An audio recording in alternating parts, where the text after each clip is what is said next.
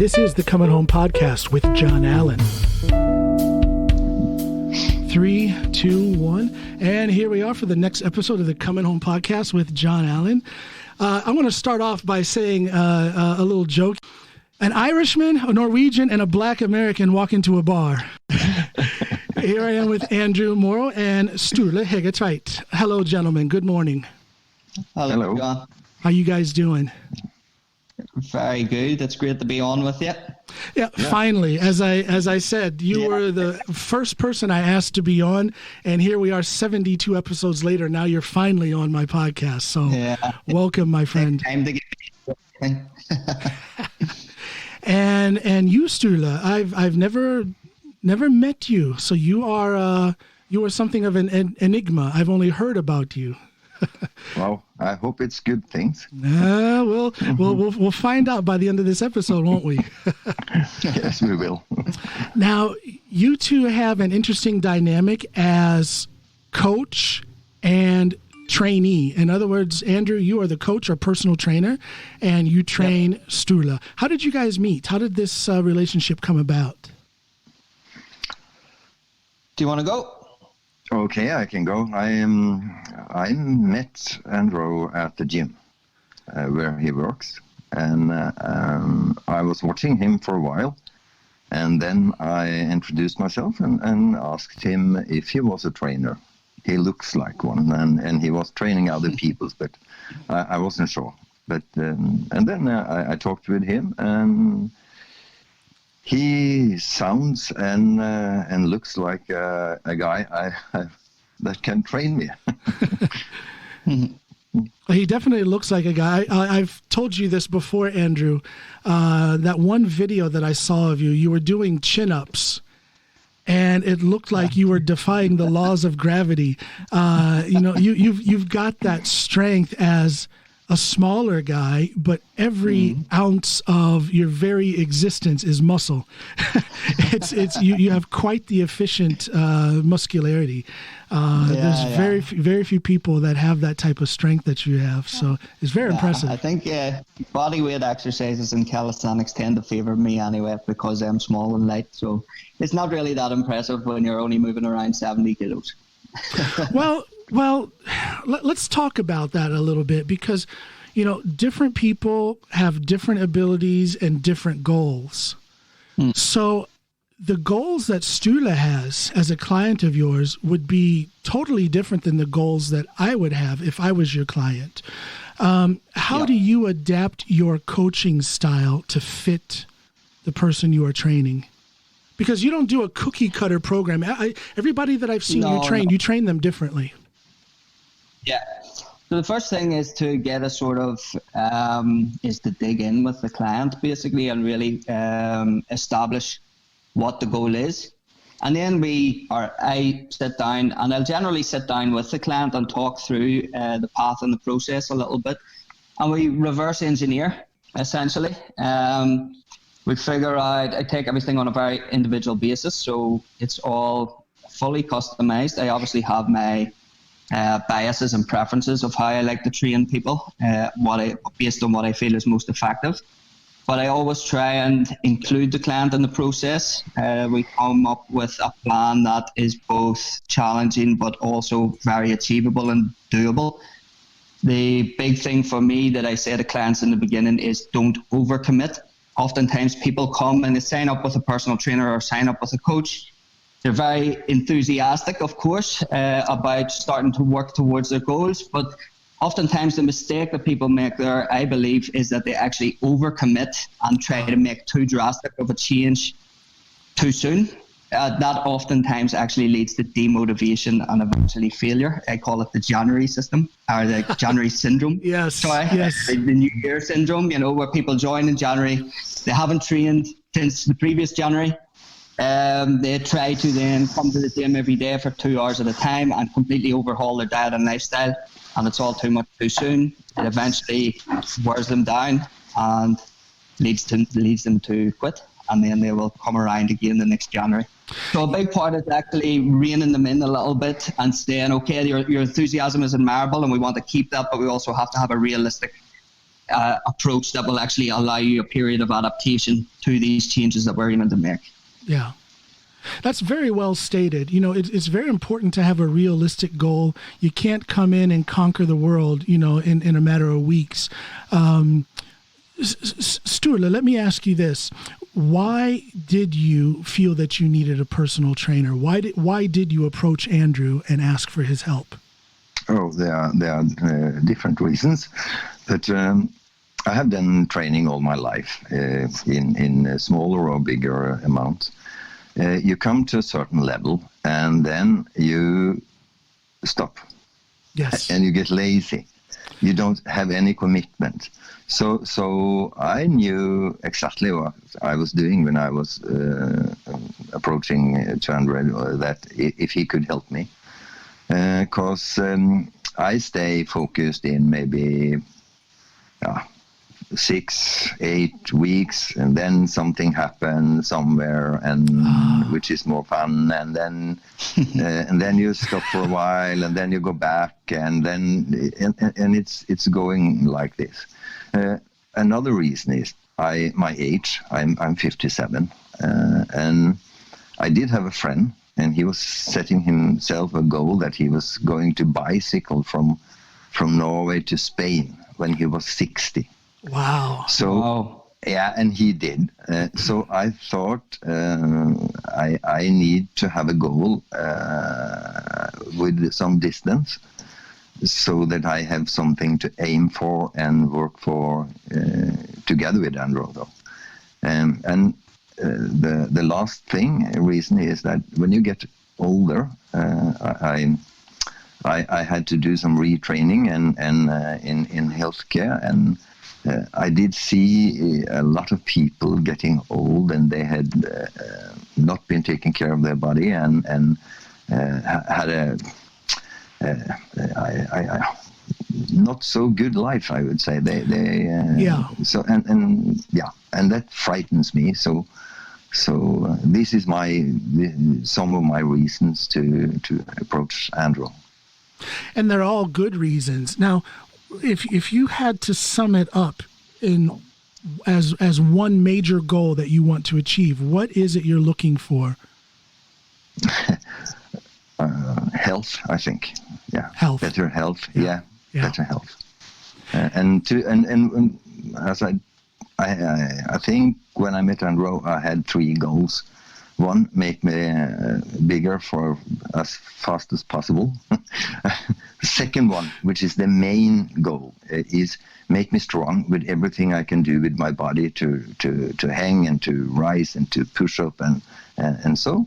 And then the third goal, I want to participate in fitness competition when I'm 60. Well, I tell you, yes, and as a power lifter, you know about this, Andrew. There is nothing that is more impressive than seeing that guy or lady in their late 50s, 60s, some of them even into their 70s, and they're still kicking ass. They're still coming home with gold medals. They're still getting stronger. So I like this. I like this matchup between you two because, Andrew, you know that very often, I don't want to say most of the time, but very often personal trainers are only thinking about the money. They don't make their clients understand the size of the commitment that the client has to make if they want results. The trainer will just kind of play on the ignorance of the trainee and just take their money and not really talk about how this is going to be a journey of longevity. And then you, Sturla, you are what many would not understand, or what many would rather see as a not a typical client for a personal trainer because of your age. Everyone thinks of these young female fitness models in their 20s.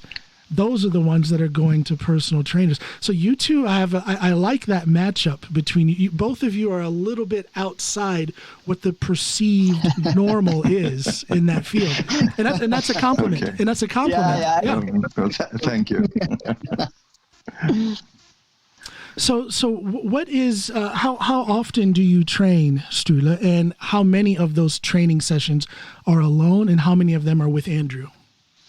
Well, I train at the moment. I train in the studio. I train 4 times a week, and two of those are with Andrew.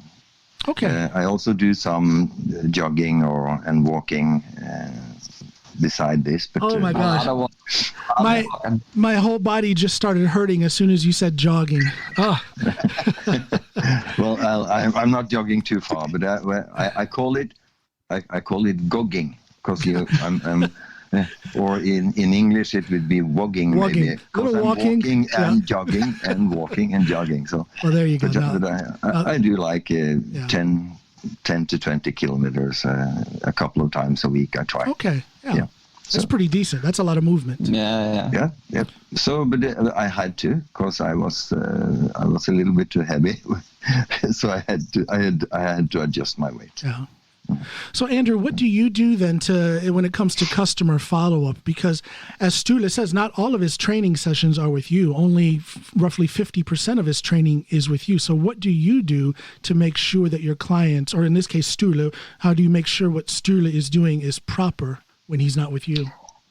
Yeah, so I've got him on a upper-lower body split.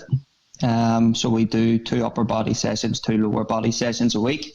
So I check in with him on one of his upper body and one of his lower body sessions each week. We do those together, and then we alternate and follow up on the following week.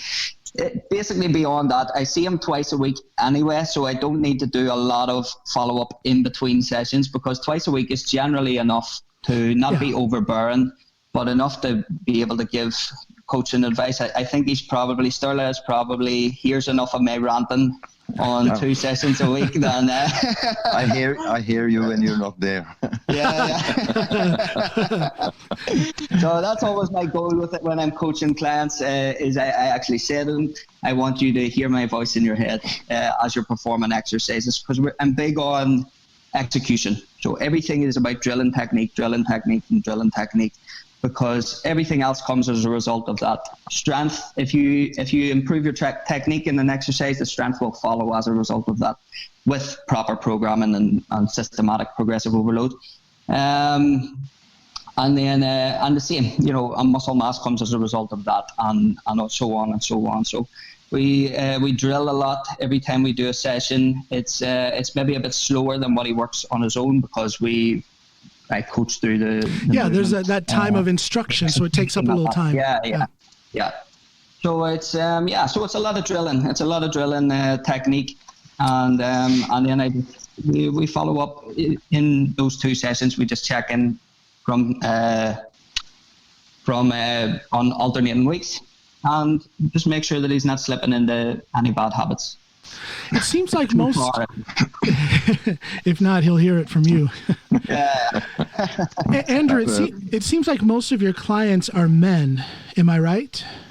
Yeah, probably. No, it's varied throughout the years. I would say actually a few years ago, when I was working in Oslo, at least, it was actually primarily women. I think I was working with about 70% women. Since I've changed base to Drammen, it has, I think the ratio has shifted there more. Hopefully a slightly higher percentage towards men. Yeah. What do you think is the reason for more men being willing to start with a personal trainer? Because men are so arrogant. We think we know everything. Yeah. Nobody can tell us what's best for our bodies. But something is happening, and more men are going that route. And I speak for men here in Norway. I don't know what's happening back in the States or in Ireland or Great Britain. I don't know. But here in Norway, it seems like more and more men are coming to personal trainers. What do you think the reason is for that?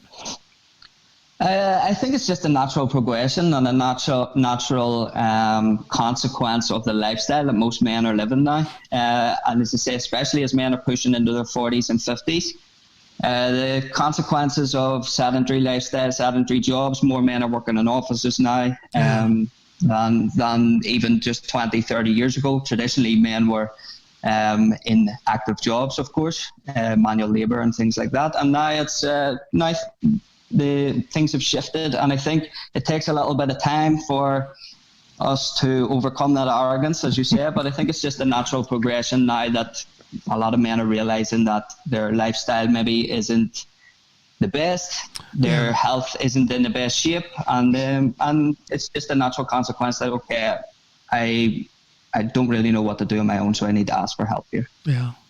Sturla, how long have you been a client of Andrew's now? Is it 8 weeks? Yeah, I think we just finished week 7, actually. Yeah. So we just finished up on week 7, moving into week 8. We did talk in March, so we were actually going to start earlier, but then they closed down because of the COVID, and we had to wait.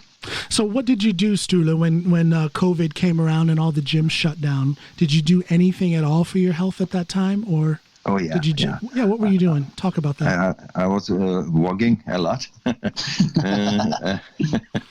and I did exercises on my veranda as well.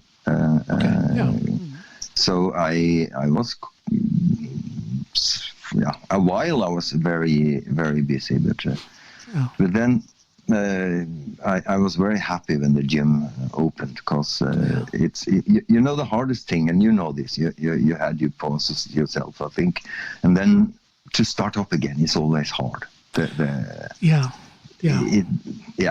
go back to the gym after a while, if you have been away, it's hard.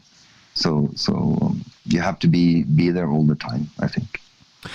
I have a little bit of a different view on that whole thing about starting up. I'm crazy though. I'm a savage, but the way I experience it is my entire life. Like I said, I'm 51. I think I was 11 when I started lifting weights for American football, and that entire time, I never had a break, so to speak, from lifting. I had planned.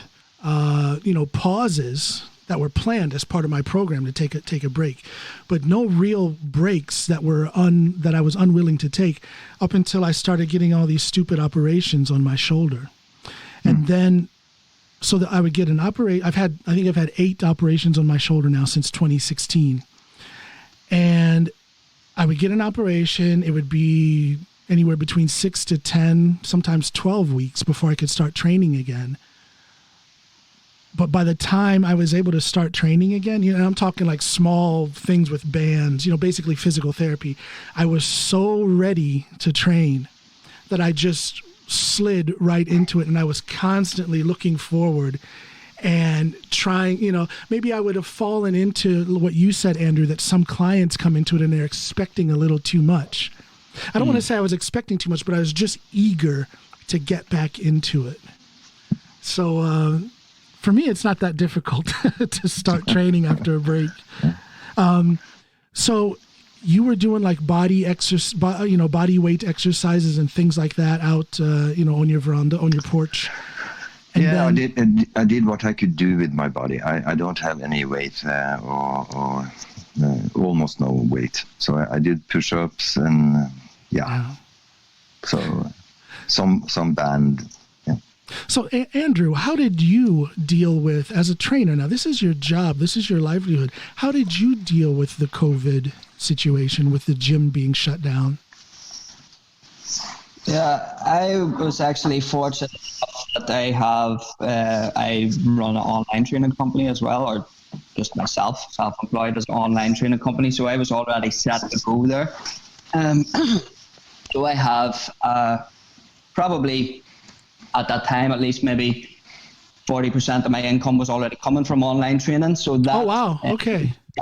So that helped to offset the sudden drop in income. We were then completely locked down without allowed to have any contact with customers whatsoever for, I believe it was 5 weeks in total before we were then allowed to start training people outside. That was also something that I have done previously as a kind of side hustle. I never sit around and just wait for stuff to happen. So I just pushed that and I contacted old clients and I said, we're now allowed to start working outside. Is that something you'd be interested in? I know you don't have access to a gym at the minute. There we go. Now you guys are back. Yeah. We're back. What a cheap podcast. I tell you, if I had a boss, I'd get fired right now. No, but you were saying, Andrew, you took initiative and you went back to old clients and you brought them into your services again by doing training outdoors. Yeah. Online training, outdoor training. So we initially weren't allowed to use any equipment, so we just had to improvise. We met in parks. I always tried to find somewhere with a hill, and we did lots and lots of hill sprints and things like that. So we were able to keep up. I was able to keep up, keep my clients on course, at least with maintenance level fitness. We may not have been able to work directly towards their goals if someone had hypertrophy goals, for example.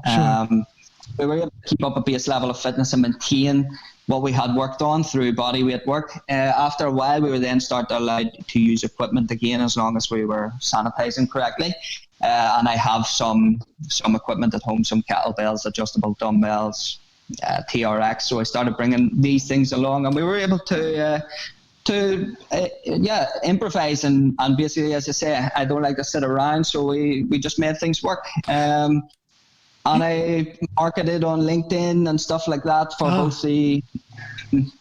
You mentioned LinkedIn is a very good platform actually for marketing. You mentioned that you were focusing on at least maintaining everyone's level of fitness, and I tell you, a lot of people don't understand how important that is. You might reach some sort of adversity. In this case, it was the gym's closing. In my case, it's getting an operation. But there's always something that you can do for your health. There's always something so that you can, if not maintain, you can at least slow down the atrophy, right?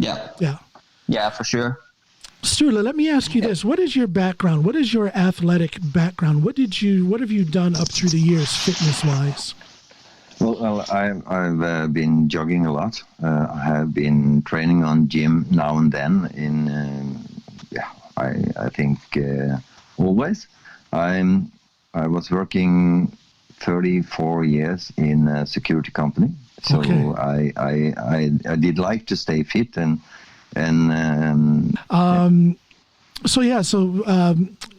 staying in shape because you worked in security, that kind of kept you at least in the vicinity of a gym, right? So you've been lifting weights pretty much your whole life.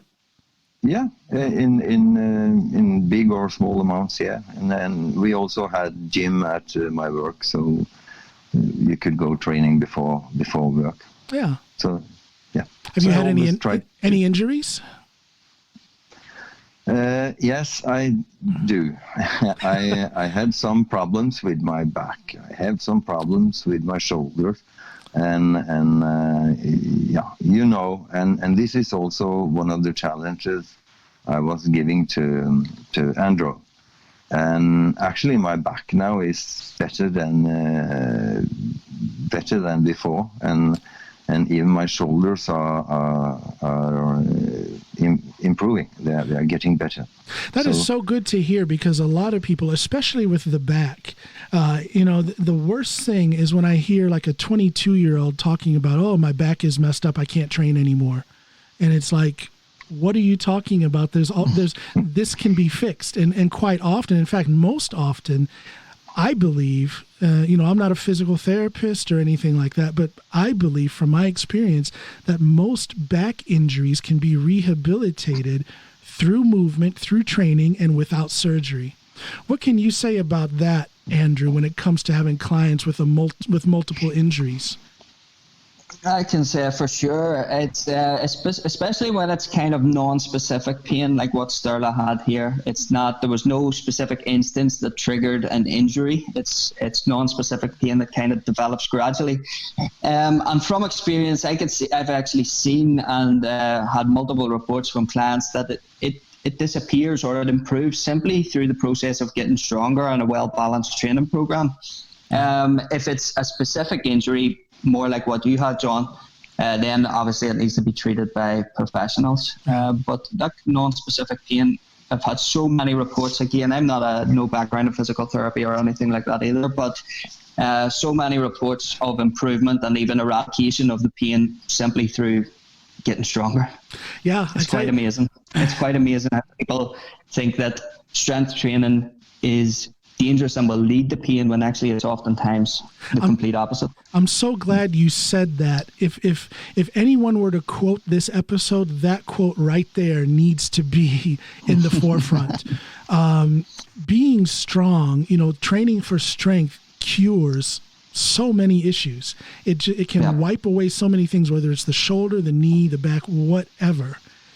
But what do you say to, you Sturla, you're there just to get, in general, in better shape, stronger, bigger, better health.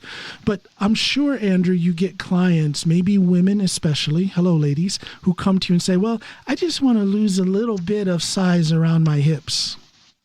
In other words, they're not thinking of the body, or they're not thinking of health in general terms. They want that one little specific thing. How do you handle a client like that? Yeah, I'm a 21-year-old woman. I want to be an Instagram model. I just want a smaller waist. I'll squat because I want the booty. I want the Instagram booty. But oh my gosh, I don't want to get big. I don't want to get muscles. What do you say to me then?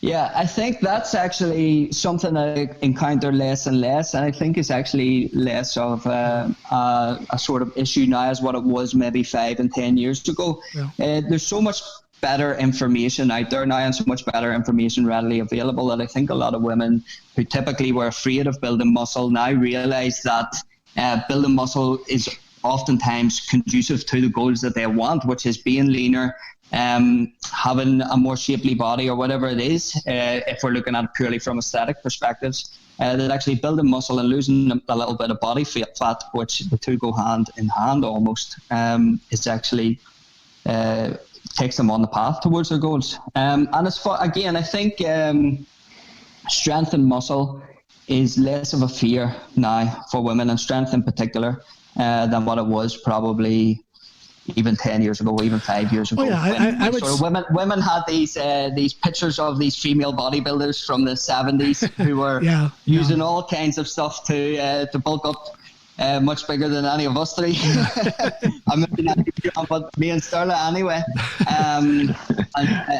Women kind of had these images in their head of these steroid using female bodybuilders, and thinking that's what happens when I lift weights. And now there's much better information out there. It's much widely more available that's not the response that a female body has to lifting weights if it's treated naturally. I always tell the ladies to just look to the female powerlifters in the IPF. Look at how fit they are. They're lifting in many of the cases. In fact, I believe if you take the top 5 female powerlifters and you compare them to the top 5 male powerlifters, those female powerlifters are probably stronger pound for pound than the men are. And yet they're some of the most beautiful, fit, well-rounded, and shapely women out there. So I tell ladies to look to those ladies as examples, and you see what they're doing. They're not afraid of lifting intense, and it's not making them any less feminine. Quite the opposite in many cases. So. Yeah, I completely agree. I think, as I say, that's been a positive thing of social media as well. As we see, there's obviously there can be the negative connotations of it as well in terms of body image. Yeah. And I think much of that is down to the individual who's viewing the images and their own sense of self-worth and stuff like that. But, there's a much more positive message being spread out there around strength training and fitness in general as well, I think. As long as you're going to the right sources. There you go. Sources like yourself. Yeah, but I have to say one of the things when I'm working with Andrew that it's very important for me is Andrew is 100% focused on me. That hour we got, he's just focusing on me. He's not like other trainers I've seen that are very eager to see everyone coming into the gym, or he stayed focused. I'm paying for the time, and he stayed focused all the time. He never leaves me. He always looks at me. I cannot cheat him ever. Scare me. But I think that's one of your quality thing, Andrew. That's very important for me as a customer. You really giving me your time your profession. That's very important. I agree with you, Sturla, and I've seen that in you, Andrew. When you're there at the gym working with your client, you are so focused. I guess sometimes I can forget. I was a gym owner. I owned 3 gyms before, so I know how that thing goes, where you're supposed to have focus on the client. But sometimes I forget, and I'll see you there, Andrew, and you're with the client, but I want to kind of talk to you and say hi. And you have this way, I can't even describe it. You have this way of very politely telling me to go fuck off without saying it. It's just, it's in the way you answer, and it's in your body language. I'm like, oh, wait a minute, I'm interfering here. So then I back off. And that is a very admirable quality. You are keeping that client's time for that client. And that's very important. Absolutely. Well, that's the signs of a real professional. Yeah, I agree. And as I say, for me as a customer, it's very important. And even when I see Andrew at the gym working with other people, so I never go over to him. Maybe if we pass each other, we say hello. Well, but I leave him alone because I know that this is his work, and I have my time. See, and I know that too, but I always want to stop and talk too much. So, of course, I also want to, but I have to hold back. It's your fault, Andrew. It's your fault for being such a likable guy. I blame you. I'll take that. So, Sturla, what does Andrew do to keep you motivated? Because I'm sure you're a normal guy, Sturla, and normal guys don't always feel that motivation to train. You said yourself, up through the years, things have gotten in the way, things have made you stop focusing on your health. One of the reasons I wanted to, when I had the talk with Andrew, I think I was quite clear. I told him I'm a lazy guy. I like to stay home on the couch and get muscles. Like you are now. You're laying back on the couch, aren't you? Yeah, actually on my bed because I want to. Yeah. But anyhow. Just woke up. I've been up for a while. No, but I told Andrew I'm a lazy guy. So I have to do this the military way. I have to admit myself. I had to. We have to make a deal that I had never let me slow down, never accept my excuses. So all this we did up front. That's fantastic. I don't think a lot of clients make it clear like that. Yeah. I didn't make it very hard for myself, and I told him to never let me suffer. I'm very good at speaking, but never let me get in the way. So he know all my weakness, and I know that he know all my weakness, and that's a motivation for me to continue. Andrew, don't you oftentimes have to play the psychologist? You have to get inside the client's mind. What can you tell me about that? That is an art that not a lot of personal trainers have mastered. Yeah, I think it all comes from the initial conversation, as Sturla said, laying all the cards out on the table. And that has to come both from the client themselves, as Sturla did very openly, and also from myself. I lay out what I will expect of the client. And we just put it all out from the beginning, and then there's no confusion over what the process is going to look like.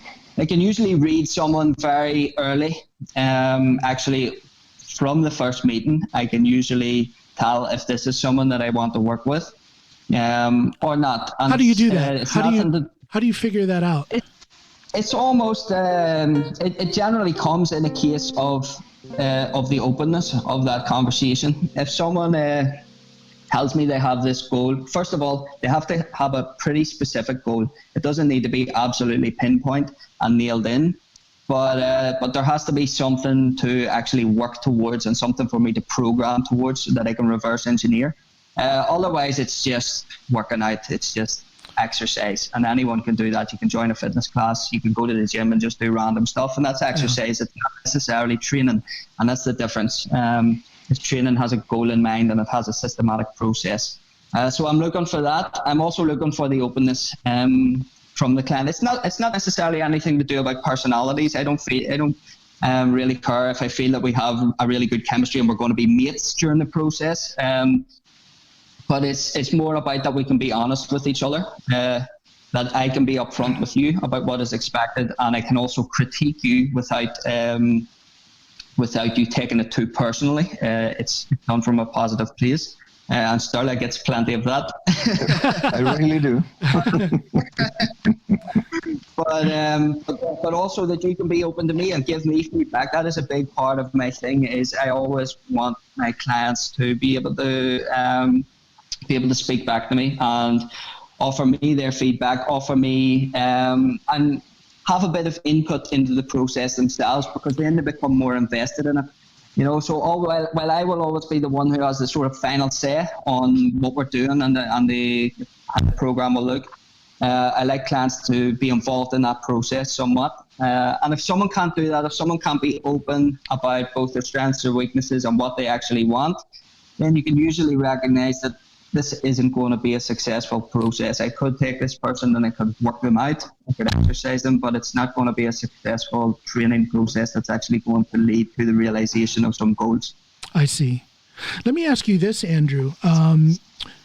How long is that initial engagement between you and the client? Are you talking a month? Is it several months? You know, how do you and the client know when they no longer need you? I like to say when they've left the nest, when the bird has left the nest. How do you know when that time comes? Very individual from client to client, but one that they are less reliant on follow-up. They're not missing sessions in between our sessions. They're basically ticking their boxes. I often talk about ticking your boxes. So for Sturla, for example, it's his 4 workouts a week. He has to do a certain amount of walking and jogging a week. We are not quite looking into a really regimented nutrition program just yet, but that's going to come a little bit further down the line. But we are looking at making some better habit changes. And it's just about ticking your boxes. And if the client can tick the boxes on their own without me having to kick them up the ass all the time, then they're good to go. And I often say, you know, I want to get everyone to the stage where they no longer need me. If they want me, if they still want me to be there coaching them, because many people do. I've trained some clients now for upwards of 3 years. I've had some clients on board, and it's not that they need me anymore for motivation or anything like that, but they like the programming, they like the follow-up, they like the feedback. And it's a case of that. But again, it comes down to enthusiasm as well, because most people are never going to be in a real position to write their own training program, I believe, because most people don't have the enthusiasm for it that I do. I read about programming and study it every day.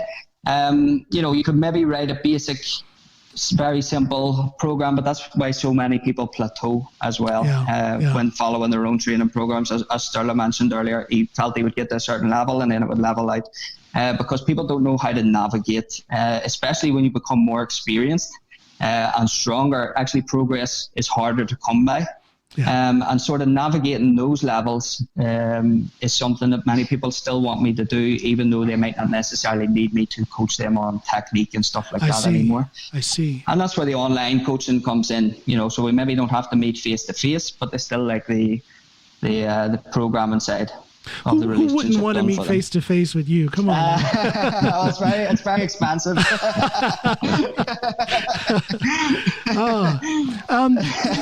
Sturla, do you let's talk about the nutritional aspect of things. A lot of men get to a certain age, let's say they turn 40, and they're still training may be much more effective than they ever did in their 20s and 30s. And even though they're training properly, the results aren't coming, or maybe they're getting a little less muscular and a little more body fat. And it always comes down to the nutrition.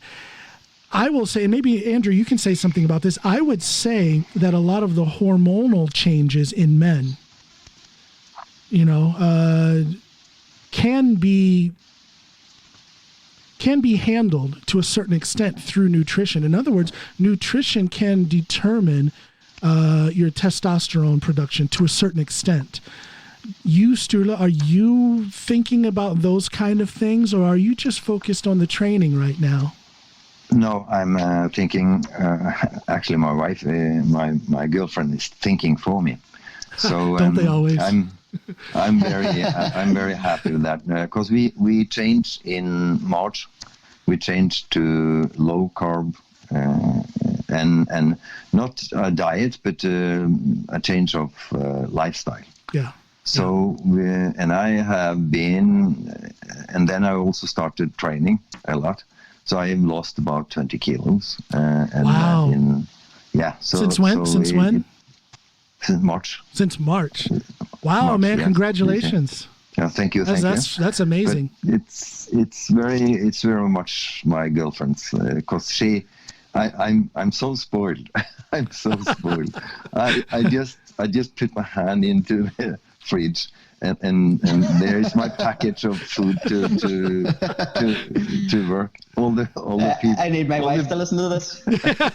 I don't know if she knows. I thank her a lot, but she's really, and she's really into it. So I ask her to permission for everything I eat, because I have to stay. And it's been very important to get the right weight, and still I have some kilos to work with, but Andrew will help me when we continue our training. So. Well, I tell you, having a partner who is also focused on health and fitness and nutrition is optimal. My wife, when we first met and were married, this is going back to 2000, 2001, 2002. This is when I was a bodybuilder. And I had always trained alone up until I met her. And then she and I trained together. And she's the best training partner that I ever had. And then today, she is the one who, if I have a day or if I have a period with lower motivation, she rises to the occasion and says, get your butt out there in the garage and do your powerlifting, Mm-hmm. She thinks it's sexy that I'm strong as I am. So she doesn't want to, she has more invested in strong is always sexy. So she has more invested in my strength than I do. I do it because it's fun. She likes me doing it because she thinks it's sexy. So it's a good it's a good mix when you have a wife, or for the ladies who have a husband or boyfriend, or the guys that have a girlfriend who is also like-minded when it comes to health and fitness. It helps. It helps a lot. Well, it's better than having someone, because unfortunately some couples, there's a jealousy issue. If the one is in shape, or at least doing something to get in shape or to change their health, and the other one isn't, that can be a moment of contention. Maybe you've seen this with some of your clients. I've experienced that a lot, actually. Yeah. It's oftentimes so if two people meet and one of them's already training and already fit and healthy, it's maybe not so much of an issue. Yeah. But when two people have been in a relationship and have been living an unhealthy lifestyle together, and one decides to make a change, there's oftentimes friction at home because of that, and the crabs in a bucket kind of mentality. Well, relationships have ended over that issue, Unfortunately, I've seen it. Yeah. So let me go back to what I was talking about, that connection between nutrition and hormone levels in men. It's very interesting, Sturla, that you cut down on your carbs. Andrew, what do you know about carbohydrate intake and testosterone levels in men? Is there any correlation? I don't actually know a relation of carbohydrate levels to testosterone in men. I know it's more to do with protein and fats, from what I believe. I'm not 100% brushed up on my nutrition, if I'm honest, like in depth like that. I guess it's related to your protein intake and your fat intake much more than your carbohydrate intake, I believe. Well, I guess I mentioned carb isn't necessarily something that I would recommend. That's something that Sturla decided upon himself. And if people like that method, it tends to work very well for people who are a bit overweight, because most of the foods that we tend to overconsume are carbohydrates. So it's so if someone likes that method and find it works for them, I let them go with that as well. As I say, I let people have that input into their own approach. Yeah. And there's no sort of one fixed way to structure a nutrition plan that will work. So it's more about finding what suits the individual. And to go to the testosterone thing as well, it's as much about to do with the training too, the strength training. All through, from your 30s onwards, your testosterone is starting to, your testosterone production is starting to dip, and you can actually keep that high both through the foods you eat. So it's mostly related to animals, animal protein and animal fats, and also strength training, lifting weights keeps your testosterone levels high as you age. I guess I was thinking about the carbs in relation to testosterone, in the sense that if you have a client, if you're someone who is in an extreme calorie surplus, which is leading to overweight or obesity in the worst sense, and if you need to cut those calories, my understanding is that if you cut most of those calories, not all, but most of them from carbs, which will then give you more room, so to speak, for your animal protein and fats, which will then lead to that at least stabilizing, if not raising, your testosterone output. So it's not necessarily that a low carb diet will help. I guess I'm just explaining so that no one who's listening misunderstands. I'm not saying that a low carb diet will automatically give you a higher testosterone production, but if you're in an extreme calorie surplus, and when you're going to cut calories, cut them from the carbs first, because you want to maintain the animal protein and animal fat to keep your testosterone levels as high as possible. Yeah, for most people who are overweight, as I say, it is going to be the calories that are coming from carbohydrates that are the problem. Those are the foods that we tend to overconsume, the hyperpalatable, all the processed stuff, all the tasty stuff, essentially, that's very high in calories, but also very, very easy to overeat. Yes. It tends to be carbohydrates, and that's why for many people going low carb actually is effective, because it forces them to cut out the crap. Yeah. Essentially, and it's almost as simple as that. Yeah. Well, it's an interesting process, and it's something that a lot of people don't think about, a lot of men rather don't think about, is that testosterone level. And, with all this talk about testosterone, I want to make it clear that I'm not going to say that I don't believe in testosterone replacement therapy, but of course, as you know, Andrew, in our powerlifting federation, you can't do that. You cannot artificially manipulate your testosterone levels. So with that in mind, I have always looked to other methods of keeping my testosterone levels as high as possible. And it's amazing how the foods you eat and the way you train can take care of that problem. That's just something for you to think about later on down the road, Sturla. Yeah. Sounds good. Yeah, that's something we're going to be looking at down the road a little bit, as well as obviously if he has aspirations of stepping on stage in a fitness competition, we have to be much more meticulous with the nutrition strategy as well. And I would also add into that, apart on the nutrition and the style in which you train, but also sleep and just general lifestyle wellness is all going to benefit your testosterone levels as you're moving through life as well. Well, your health is a huge package. A lot of people look at it as if it's a very small package, but it's huge because it's your training, and then within that, it's how you train, how often you train, recovery, and so on and so on. And then it's also your nutrition. And then within that, it's your balance, your macros, your balance between carbohydrates, fats, and proteins. It's the frequency of how you eat. It's the quality of the food that you eat. And then it's also things like your sleep, your stress levels, your job, what shift you work, things like that. So. These are the things that people often overlook, like you say. People tend to look at it solely in terms of exercise and diet, but there's so much more. And I often call recovery actually the hidden variable or the neglected variable. Yes. Because in terms of seeing results and in terms of performance enhancement, recovery is actually one of the biggest factors that you can take into consideration to get performance boosting results. And then the catalyst that comes into play with recovery that a lot of people ignore again is sleep. You are recovering optimally when you sleep. So if you're not getting enough sleep, or if you're doing shift work, working a lot of night shifts, maybe you're getting enough sleep, but it's a different quality of sleep when you're sleeping during the day as opposed to sleeping normally at night. So there's so many little factors that come into play there. It's really a fascinating line of work. I can see why you enjoy being a personal trainer. And then you, Sturla, as a client, I can see why you enjoy that relationship, because I would imagine it's a consistent learning process for you as a client. Of course it is.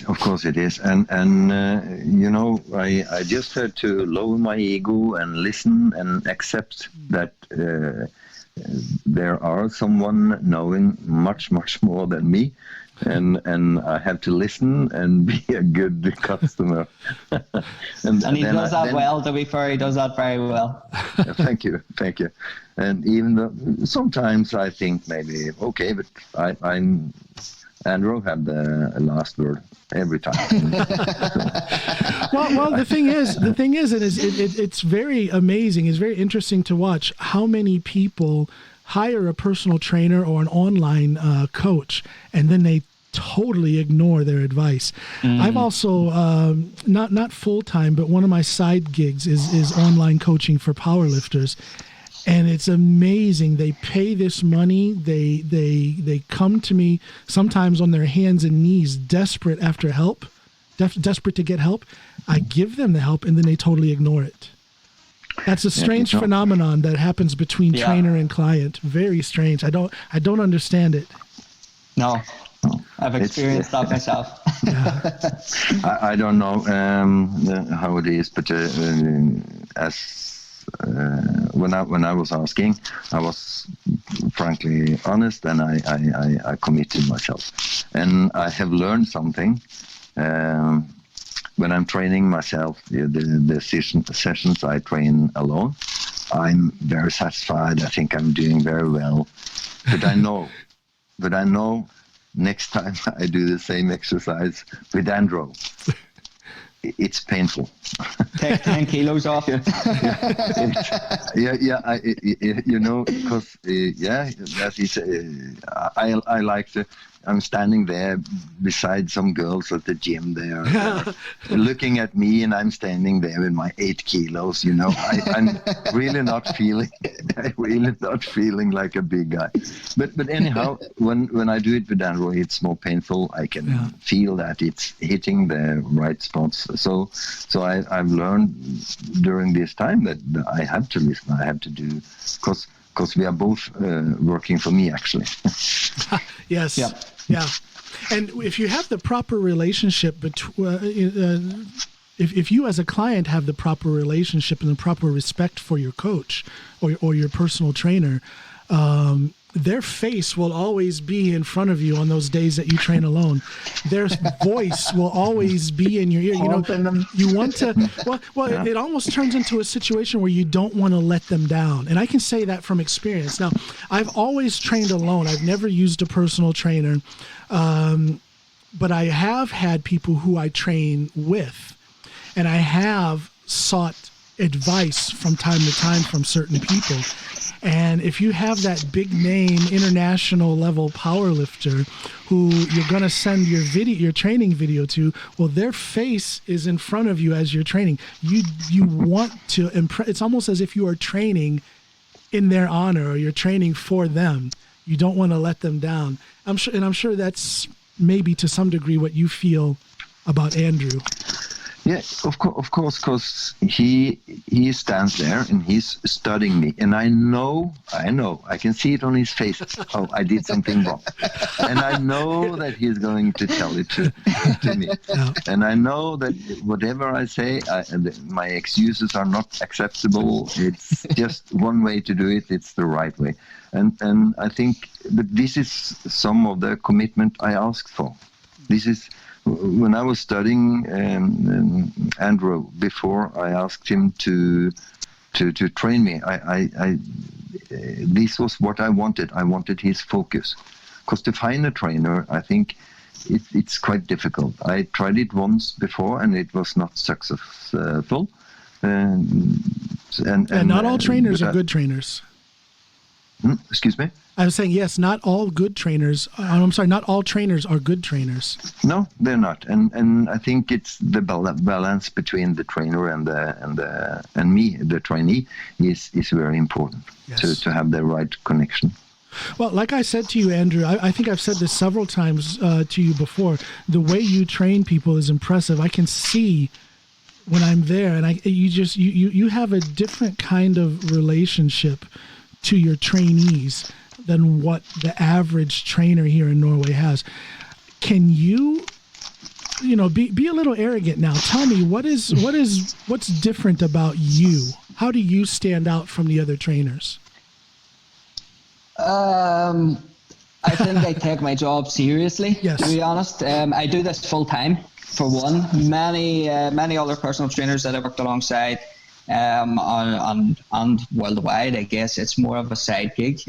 Oftentimes people think because they love training themselves that they will enjoy personal training and they'll be a good personal trainer.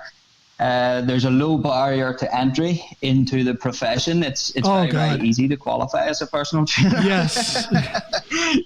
You get these 19-year-old kids who go away to Bali for 30 days and they come back a so-called professional personal trainer. Yeah, that's probably one of the better courses. Oh God.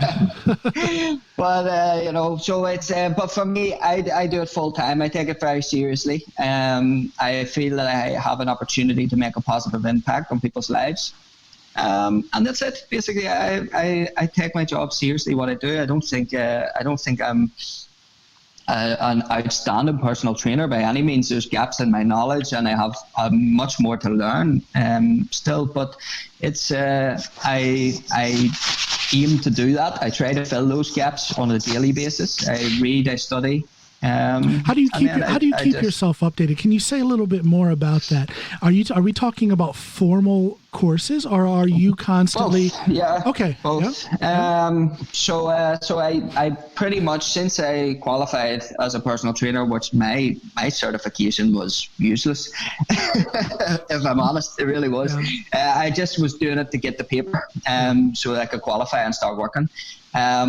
Everything that I was taught in it, I already knew. There was nothing groundbreaking or new. Now let me just interrupt for a second. That initial certification that you got, did you get that? Original certification. Did you get that back home, or did you get that here in Norway? I got that back home. But I think the standard in a lot of places is very much the same.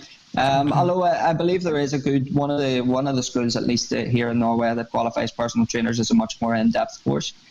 But since I'd done that, right from the start, I knew I wanted to take this seriously. I knew this is what I wanted to do. I messed about before with a lot of jobs that I saw no future in, and I knew this is what I wanted to do, so I said I was going to take it seriously. So since that point, I've always had some form of ongoing education going on in terms of formal certifications. But also, I read a lot in between. It started out just reading articles and blogs and stuff like that. Now I have 2 or 3 research reviews that I get delivered to me each month that I evaluate and read, and to make sure that I'm keeping up to date with the latest evidence-based practices. And just doing various courses, networking with other good trainers and good coaches that I know have knowledge that I don't. And just always trying to keep myself sharp, essentially. Sturla, do you feel like you're in good hands now? I always have. And we have had a few discussions around this as well. But for me, as I told before, it's the focus Andrew gives me when we are training, and he sees everything I do wrong. And he tells me, and frankly, he tells me, but he tells me in a good way. He's not, he's honest, and I think that's very important, because you would feel it. He's not taking to any short moves. He's there all the time. That's what what's important for me.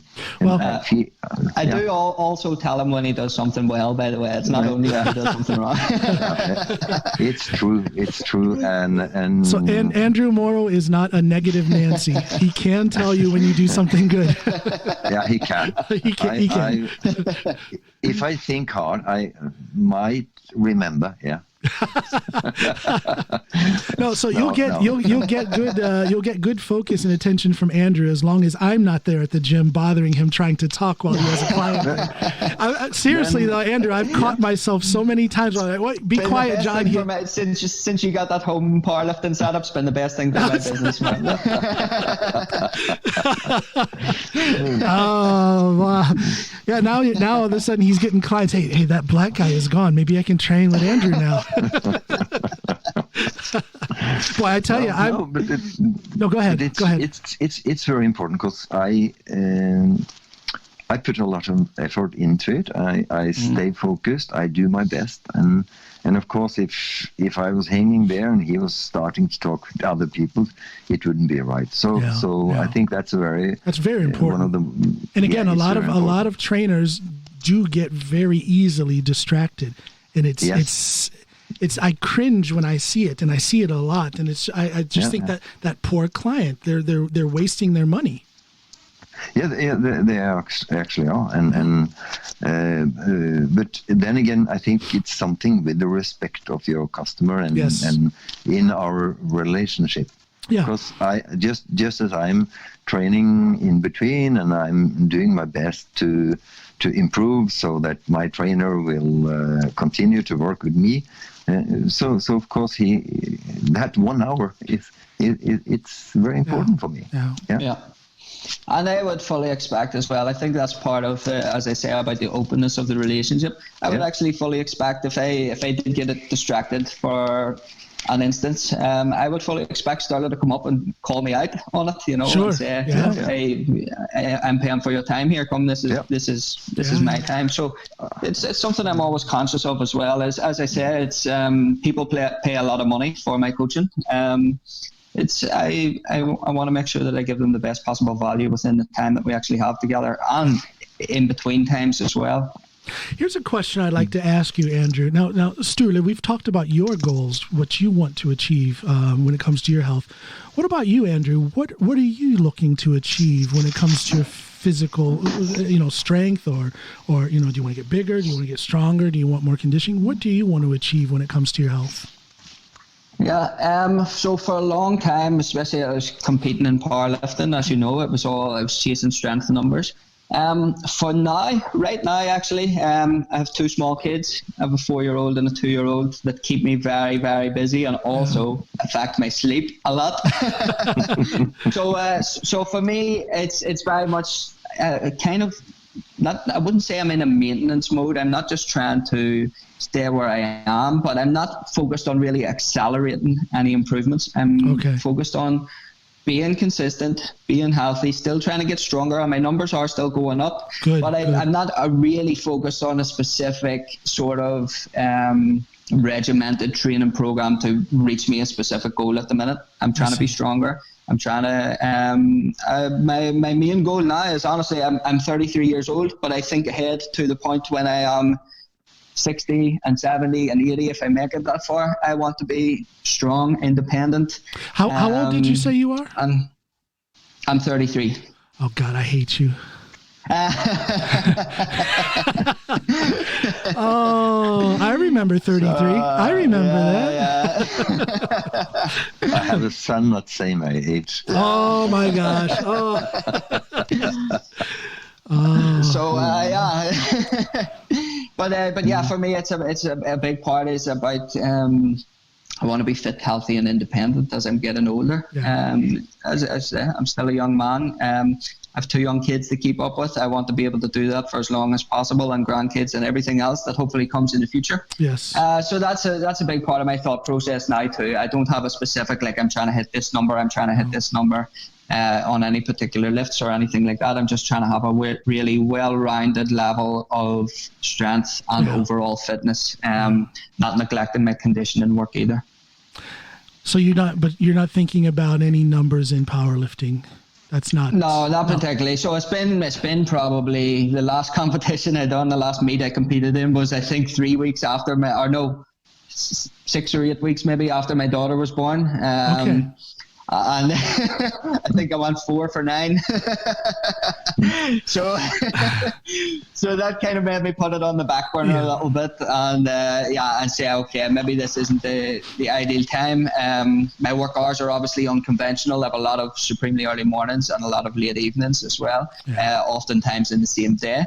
I have 2 kids that never seem to sleep the night through, one or the other. They always take turns. There's always one of them up. So I'm just at a stage in my life where it's very much I'm still training to get stronger and fitter, but I'm not really accelerating or really focused on any one particular pinpoint goal. I'm still looking at the numbers. I still want to. I have one more. I have one more goal, and I'm not saying when I reach this goal that I'll quit powerlifting, but I think I will feel a sense of satisfaction. I'm not satisfied yet with my numbers. I want so badly to squat 370 kilos. When I do that, then I think I won't quit, but I think I'll be satisfied. I think when I can squat 370, then I will cut weight and I'll go down, because what I weigh now, right now I'm about 135, and that's too much. A more natural and acceptable and healthy weight for me is about 125 kilos. Yeah. So if I can hit 370 at the weight that I'm at now, after that, I'll cut weight, maybe go down an entire weight class, and then rethink my goals. But 370, I got to get that. What was your record? 365? 335.5. 335, yeah. That's the Norwegian open record. But I remember. But I want. I have squatted 342.5 in a competition, but it didn't count as a national record. So that's the most I've ever done in a competition, 342.5, and the most I've ever done in training is 350. Yeah. So the numbers, those numbers are coming. You know, listening to you guys now. Andrew, have I reached 50? Yeah. I'm trying to remember what your last squat workout was, but everything's relative to the individual, of course. And that's the thing. It's not to play the comparative game, and it's we're very much still in the process with you, Sturla, of drilling execution, and it's execution, and I have to say, and then we'll be able to accelerate and progress beyond that. And I have to say this, as much as I squat and I have these goals and I compete and all that stuff, but my main competitor is myself. When I go to a powerlifting meet, I just want to lift more than I did before that. I don't really care so much about. That's because you're the strongest guy in the room, anyway. well, kind of, because there is every no meet. Well, the last 4 meets I've been in, I've had the largest squat at the meet, but the least bench. Because I'm only benching like 25 kilos because I just can't. But that's your shoulder. That's my shoulder. Yeah. So I'm kind of proud of that. The biggest squat and the smallest bench. That's a heck of a combination. That is, man. Well, I have a way to go. On the bench. We're on the way. That's but it's very individual, and I always say to people, just outdo yourself. Who cares about? And that goes for the hobby lifter. That goes for the person who is the client of a personal trainer, and it goes for the person who is the brand new power lifter. Because a lot of people want to get into a powerlifting competition, but they feel like they're not ready. And my answer to them is, you're always ready. Just start, and then that is your starting point, and then just try to do better each time you compete. That's it. Yeah, and I think it's okay to look around at other people stronger than you, or other people just one step ahead of you on the level, and feel a little bit competitive. Yeah, but as long as you're not letting it discourage you, as long as you're using it aspirationally and inspirationally to actually compete and drive you forward rather than forcing you to retreat. I think that's only a positive aspect. So it's how it's framed as well, isn't it? Absolutely. Well, my goals are in a different level, but I do it for myself, and I do it for my well-being, and of course I'm looking at other people, but I want to be a representative for my age. There you go. Absolutely. And that's a great goal to have, because I am an advocate for smashing that myth that after, I don't know, some people say after 40 or after 35 even, that it goes downhill when it comes to your fitness and your strength. And I just don't believe that. No, there's been too many cases of people being in the best shape of their life and smashing records beyond those ages to ever believe that. Yeah. So I'm right there with you, man. Yeah, absolutely. I look at people I plan on being stronger when I'm 40 than I was when I'm 30. There you go. Yeah, it's reasonable to think that it's possible because people are doing it. Yeah. Yeah. So we're going to prove them wrong, Andrew. Maybe. There you go. Well, listen, guys, I have really enjoyed this talk. I hope that what we've talked about has given hope for the listeners out there. You know, the whole purpose of my podcast, regardless of what I talk about, regardless of what kind of guests I have on, the main purpose is, I guess I'm a little selfish, because the main purpose is for me to get motivated in some way. I want to learn something new or get motivated, but I also want the same thing to happen for my listeners. I want them to learn something and be motivated or comforted in some way after the episode. And I think the message here today is that for men, there's a lot of talk about women's health. You know, there's all these magazines, there's all these talk shows, podcasts, a lot of focus on women's health, both physical and mental. But let's not forget about men's health. I think it's very often overlooked by society in general, but also by us. We men don't look often enough at our own situation when it comes to our health. I hope people have listened to this episode and it's done something. Maybe it scared them. If you're scared, that's a good thing to be, because it may motivate you to action. You're never too old to do something about your health. That's the message I want people to have. Totally agree. Totally agree. You were a little late on saying anything, Sturla. I don't know. Do you totally agree or just kind of agree? No, but I'm the oldest, so I have some. There you go. Had trouble hearing you. But again, from the bottom of my heart, I want to thank you both for coming on. Sturla, it's been very nice talking with you. I'm going to be following your progress going on, and hopefully I'll get to meet you face to face at some time. And Andrew, as I said, it's always a pleasure. You're one of the nicest guys I know out there, and it's a pleasure to finally, after 72 episodes, get you on my podcast. But you both have an open invitation. Anytime you want to update me and my listeners on the progress between you two as coach and client, let me know. You guys always have a place here on my podcast. Let's do it again sometime. Yeah, thank you very much. We love to come back sometimes. You're welcome. Yeah, really appreciate it, John. Thank you both. And thank you, everybody, for listening. Bye, everybody. Thank you and goodbye.